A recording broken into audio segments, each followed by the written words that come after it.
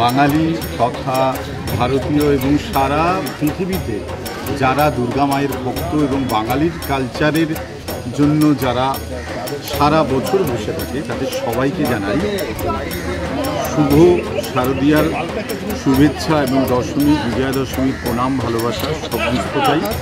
আর আমরা এখন যেখানে উপস্থিত আছি হিন্দুস্তান পার্ক সর্বজনীনের যারা উদ্যোক্তা তাদের সঙ্গে তাদেরকে পুরস্কৃত করতে পেরে এই সংস্থা এবং তাদের সঙ্গে আমি যুক্ত ছিলাম। আমরা নিজেরা আনন্দিত।